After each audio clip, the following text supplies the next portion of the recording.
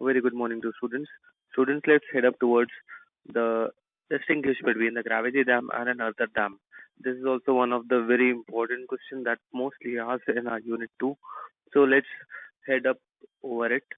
So a gravity dam and an earthen dam have its distinguishing points. So let's discuss one by one, starting with the materials. Materials. Gravity dam concrete का या machinery का बनता है. Earthen dam आपको पता है अर्थ या rockfill का, इसके ऊपर ऑलरेडी हमारा डिस्कशन हो गया है, तो ये एक डिस्टिंग्विशिंग पॉइंट है. फोर्स रेजिस्टेंस, ग्रेविटी मैंने बताया आपको, ओन वेट से ग्रेविटी डैम फोर्स को रेजिस्ट करता है. अर्थन डैम शेयर स्ट्रेंथ से, यानी कि विड्थ से. ठीक है. Strength and stability, obviously gravity dam क्योंकि कंक्रीट का बना है वो मोर स्ट्रॉन्ग एंड स्टेबल है, और ये अर्थ और रॉक का बना है इसलिए लेस स्ट्रॉन्ग एंड स्टेबल है compare to gravity dam. Hydraulic action. Hydraulic action, तो ग्रेविटी डैम में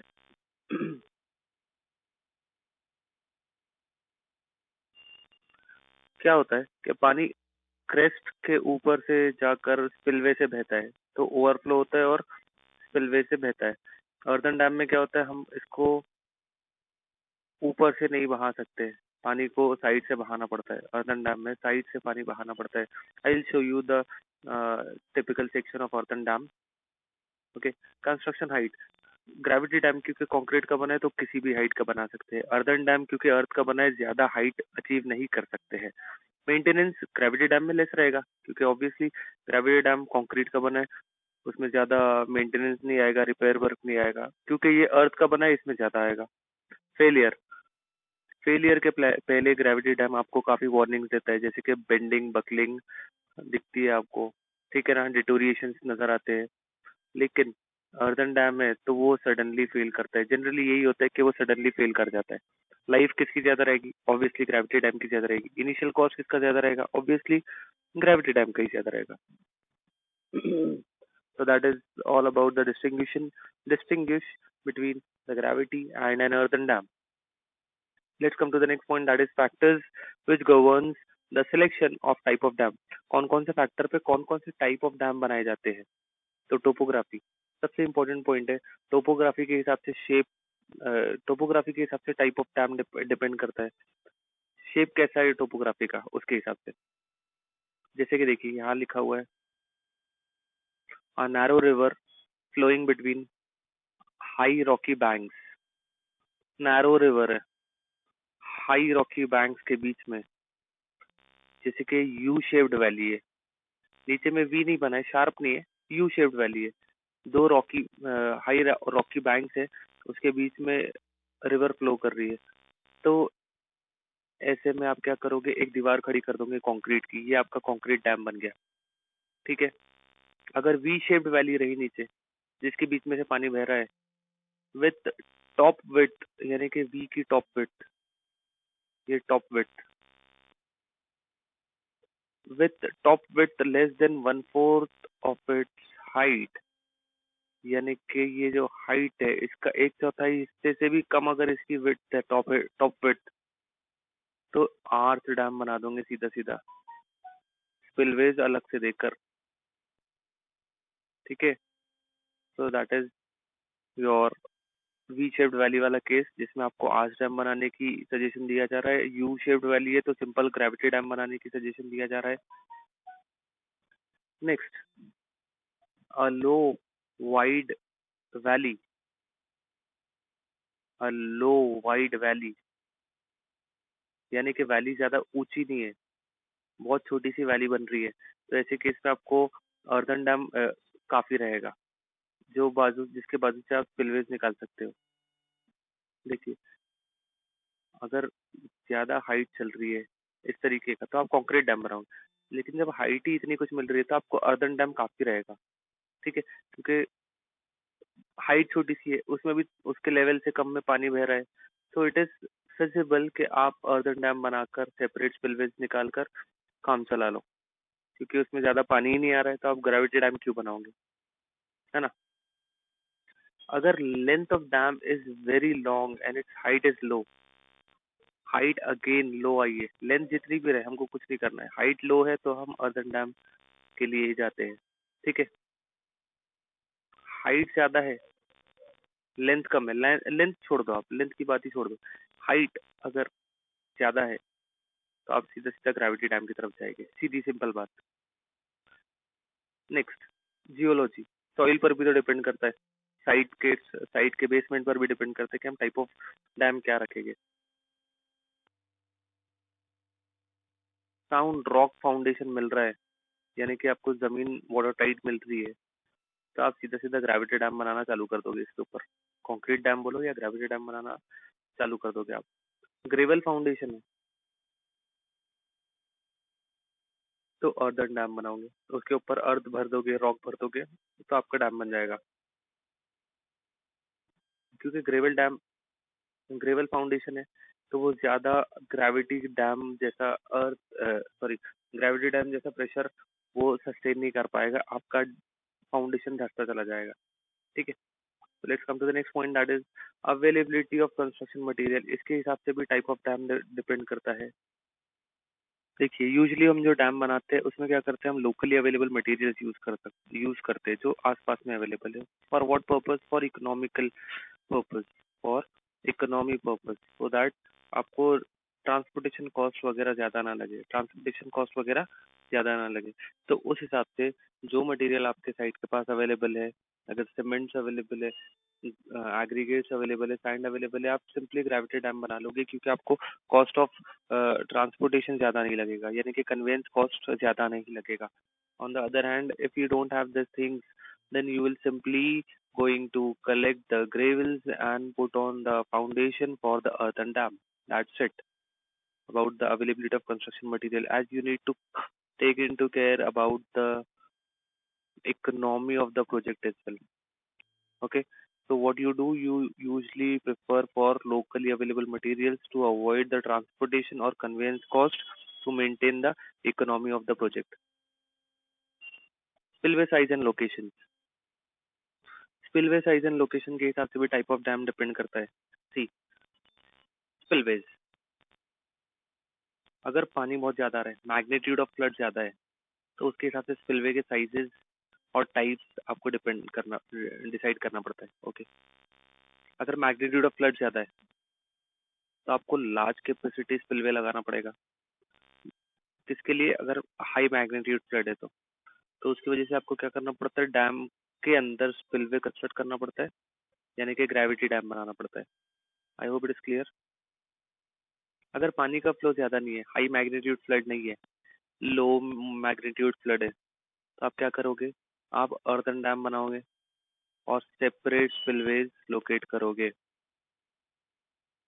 ऑन आइदर वन साइड और both side of the dam, depending on the flow. अगर फ्लो ज्यादा है तो both side of the dam, अगर बहुत ही कम है तो one side of the dam. That's it about the spillway size and location. इसके हिसाब से इस तरीके से टाइप ऑफ डैम डिपेंड करता है। ये अल्टीमेटली किस पे डिपेंड कर रहा है? मैग्नीट्यूड ऑफ फ्लड पे। मैग्नीट्यूड ऑफ फ्लड ज्यादा है तो आपको स्पिलवे चाहिए ऐसा कि नंबर ऑफ स्पिलवेज चाहिए, और नंबर ऑफ स्पिलवेज कब मिल सकते हैं? जब आप ग्रेविटी डैम बनाओगे।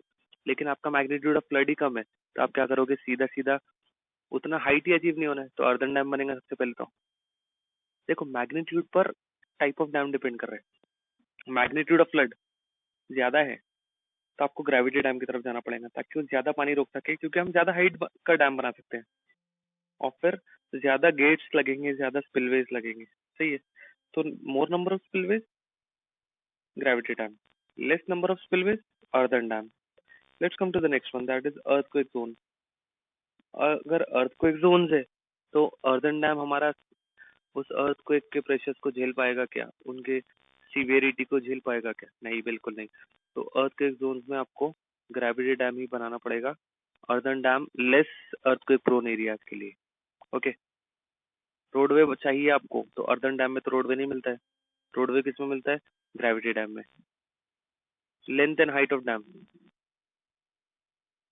लेंथ लॉन्ग है, हाइट शॉर्ट है, बता चुका मैंने, अर्दन डैम। लेंथ स्मॉल है, हाइट ज्यादा है, gravity dam. Life of dam, life अगर लॉन्गर लाइफ चाहिए तो ग्रेविटी डैम, अगर शॉर्टर लाइफ चाहिए तो earthen dam. Cost of construction, the overall cost of construction and the cost of subsequent maintenance would often become the deciding factor. अगर cost project का ज्यादा है तो ग्रेविटी डैम, कॉस्ट कम है earthen dam. Let's come to the next thing.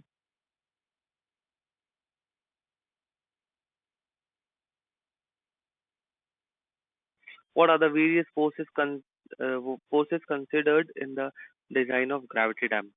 See, this is your gravity dam. This is the upstream portion जहाँ पर पानी आपका रहता है। This is your full reservoir level।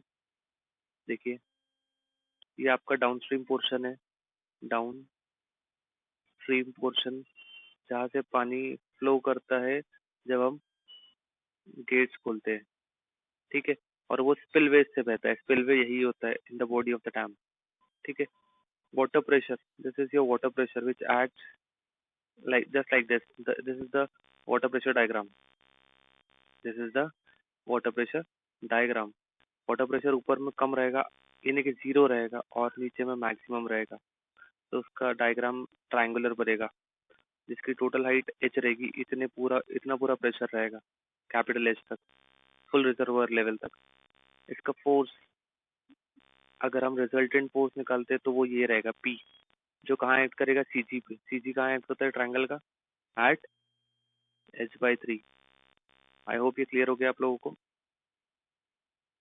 So this pressure is resisted by the self weight of the gravity dam. Self weight of the gravity dam से pressure resist होता है, ठीक है। So let's come to the point that how many forces are acting on the gravity dam। सबसे पहली चीज उसका खुद का weight act करता है उस gravity dam पर, gravity dam के foundation पर। तो weight of the dam is the main stabilizing force। जितना ज्यादा weight रहेगा उतना आपका stable dam रहेगा, क्योंकि सेल्फ वेट काउंटर बैलेंस करता है all the external forces acting on the dam. जितने भी इधर से फोर्सेस आएंगे, इधर से फोर्सेस आएंगे, सभी फोर्सेस को सेल्फ वेट काउंटर बैलेंस करता है। नेक्स्ट इज वाटर प्रेशर, जैसे कि मैंने यहाँ दिखा दिया आपको।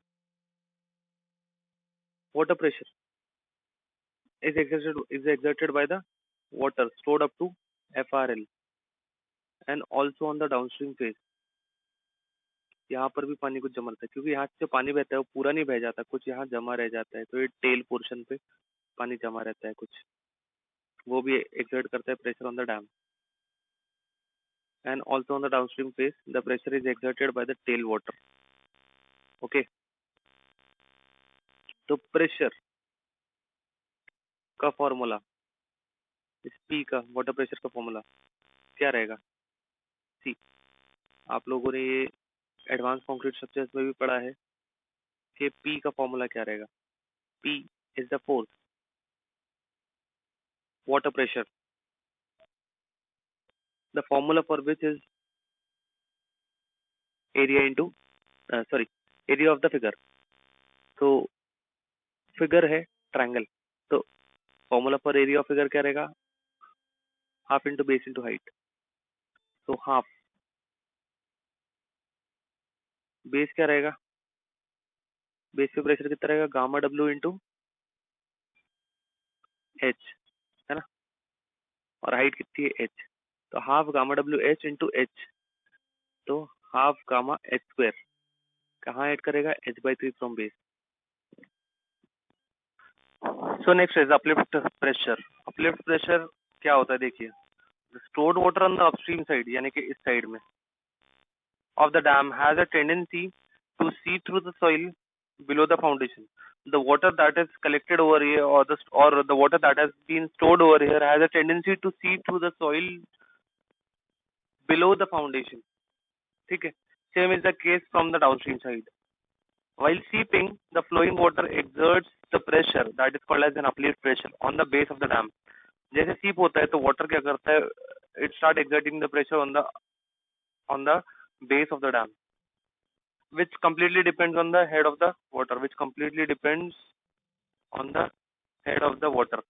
So water pressure, oh sorry, uplift pressure is like, it completely depends on the head of the water at the upstream side and the downstream side। So at the upstream side the water pressure will be WH and here it will be WH1। okay, So it forms the uplift pressure diagram forms a trapezoidal shape. Okay. The next pressure that exerts on the dam is seismic pressure. When the selected dam site comes under seismic zone, the effect of earthquake must be taken into account as it endangers the structure. The vertical and horizontal component of earthquake waves are considered for the design of dam coming in seismic zone. आपको vertical pressure और horizontal pressure of earthquake needs to be considered while designing the dam in the earthquake zone. Okay. अब vertical components जो है उनके effects, the vertical components may act upward and downward. See, जो earthquake waves आती है वो ना सिर्फ horizontal रहेगी but वो vertical भी रहेगी. Vertical में upward downward effect रहेगी. ठीक है ना. Vertical components में upward downward दोनों रहेंगे. जब वो upward act करेगा तो foundation को lift करेगा और stress on the dam will increase momentarily. देखिए वो क्या करेगा, जब अपवर्ड प्रेशर रहेगा तो डैम के बेस को लिफ्ट करेगा, वो ऊपर सरकाएगा और ऊपर सरका के वापस से नीचे छोड़ेगा तो बहुत जोर से स्ट्रेस आएगा और उसमें क्रशिंग चांसेस बहुत है. There are chances that the dam may crush because of the vertical lifting and then coming back again to its original position. So there are chances that dam may fail by crushing because dam का wait बहुत होता है. अगर उसको lift करके आपने उछाल के नीचे रख दिया तो वो क्रश हो जाएगा. बस वही चीज ये वर्टिकल कंपोनेंट करेगा. ठीक है ना. अगर डाउनवर्ड कंपोनेंट एक्ट करता है so the dam has a tendency to move downward and thus the gap may be formed instantaneously between the base of the dam and the foundation. क्या होगा, जब डाउनवर्ड एक्ट करेगा force तो base और उसके नीचे का फाउंडेशन नीचे जब जाएगा, क्योंकि फाउंडेशन सब स्ट्रक्चर में है और बेस ऊपर है, तो क्या होगा, जमीन जो पार्ट जमीन में है उसको नीचे खींचेगी. इससे क्या होगा, और ऊपर का पार्ट वही रहेगा तो उससे क्या होगा, क्रैक्स डेवलप होंगे और डैम सेटल डाउन होने के चांसेस है. देयर आर चांसेस, क्योंकि नीचे जा रहा है तो हो सकता है पूरा अपना सेल्फ वेट के साथ डैम नीचे चला जाए. ठीक है. और इनकेस अगर डैम नीचे नहीं जा रहा है तो क्रैक फॉर्म होने निश्चिंत है ड्यू टू डाउनवर्ड कंपोनेंट. ठीक है. हॉरिजॉन्टल कंपोनेंट्स भी एक्ट होंगे. The horizontal components impart hydrodynamic forces. Now what is this hydrodynamic forces? Hydrodynamic forces या hydrodynamic loads are those loads that result from flowing water. It includes the effect of breaking and non-breaking waves that strikes the structure. Hydrodynamic forces are those forces जो आपको एक moving wave से मिलेंगे. एक moving wave से horizontal forces मिलेंगे. That is called as hydrodynamic forces, जो earthquake की वजह से भी क्रिएट हो सकता है. Due to horizontal acceleration, due to horizontal component of earthquake, the water pressure increase momentarily. इससे वेव्स बढ़ जाएंगे. This extra pressure caused by earthquake waves is known as hydrodynamic pressure. I hope it is clear to all of you. क्योंकि earthquake pressure horizontal आ रहा है, पानी का waves generate हो जाएगी, and this moving water forces are called as hydrodynamic forces. Hydrodynamic forces नीचे ऊपर एकदम कम और यहाँ पर waves ऑलमोस्ट सेम लेवल की रहेगी. इसलिए देखिए यहाँ पे प्रेशर डायग्राम ऑलमोस्ट सेम है और यहाँ पे वेव कम हो जाएगी तो यहाँ प्रेशर कम है. इसका भी वाटर प्रेशर डायग्राम बनाएंगे. This is the resultant wave pressure diagram है ये. इसका रिजल्टेंट पी यहाँ पे एक्ट कर रहा है विच इज 4h/3π. क्योंकि ये क्वार्टर सर्कल जैसा है तो उसका 4r/3π होता है. तो बस 4r/3π पर ये चीज ही एक्ट करेगा. Next one is silt pressure. Next is silt pressure. आप सबको पता है क्योंकि डैम बना है तो उसके अपस्ट्रीम साइड पे जो पानी ठहरेगा वो अपने साथ साथ सिल्ट लाएगा और यहाँ पर डिपॉजिट करता चला जाएगा। आप सिल्ट की पोजीशन देखोगे तो इस तरीके से सिल्ट जमा होगा, जमीन पर ज्यादा विड्थ कवर करेगा और फिर ऊपर आते आते उसकी विड्थ कम हो जाएगी। इन ऑल हम कह सकते हैं कि ट्रायंगुलर फॉर्म में सिल्ट डिपॉजिट होगी। तो इसका प्रेशर सिल्ट प्रेशर डायग्राम भी आप बना सकते हो, दैट इज अ ट्रायंगल। उसका resultant force is P S which will acted again h/3 if this is the height of the silt which is called as h। तो h/3 पे P S act करेगा, जो कि नीचे से देखे तो और ऊपर से देखे तो 2h/3। That is all about the silt pressure. Next the simple wave pressure, not the earthquake के वजह से wave pressure, this is the simple wave pressure. So this is the waves which generally generates or develops because of a tornado or high flood। Floods की वजह से या tornado की वजह से ये वेव जनरेट होती है और ये वेव्स की हाइट कंप्लीटली डिपेंड करती है जो फ्लड आ रहा है उसके उसके अकॉर्डिंग। यानी कि it also the magnitude of waves depends upon the velocity of wind, कितनी वेलोसिटी से विंड आ रही है और पानी कितनी डेप्थ में, क्योंकि ज्यादा डेप्थ में रहेगा तो ज्यादा वेव्स बनेगी, कम डेप्थ रहेगी तो कम वेव्स बनेगी। तो वेलोसिटी ज्यादा है, वेलोसिटी क्या करेगी, डेप्थ को पकड़ के वेव्स बनाएंगी, जितनी डेप्थ उतना वेव। और एरिया ऑफ वाटर सरफेस, जितनी ज्यादा एरिया उतना ज्यादा मैग्नीट्यूड, क्योंकि जितना ज्यादा विड्थ रहेंगी उतना ज्यादा धक्का पड़ेगा इस डैम पर। I hope it is clear to all of you. Next ice pressure.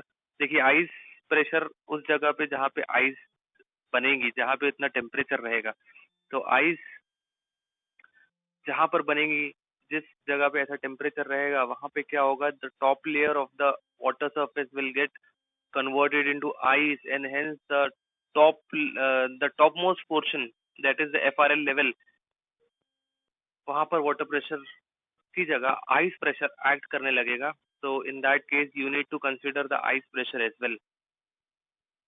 the last one is wind pressure। अब wind pressure कहाँ ऐड करेगा, जहाँ पे पानी नहीं है। पानी कहाँ पे नहीं है, FRL के ऊपर फ्री बोर्ड वाली जो पोर्शन है वहां वहां क्या होगा, आपका पानी नहीं रहने की वजह से हवा धक्का मारेगी और हवा वहां पर फोर्सेस जनरेट करेगी उतनी डैम की वॉल पर, उतनी डैम की हाइट पर। सो the top exposed portion of the dam is not much and the wind pressure on the surface area of this portion is negligible, but still on but still an allowance should be made for the wind pressure at the rate of 150 kg per meter square for the exposed surface of upstream and downstream। Downstream में तो काफी सारा area खुला रहेगा, अगर उस तरफ से वाटर प्रेशर आएगा तो उसको कंसिडर करना पड़ेगा। इसलिए हम ना एक जनरल 150 केजी पर मीटर स्क्वायर के हिसाब से फोर्स या प्रेशर हम ऑलरेडी अकाउंट में लेते हैं while deciding the dam. So that is all about the second unit topic 2। we have covered this। now in the next lecture we will be starting with unit 3।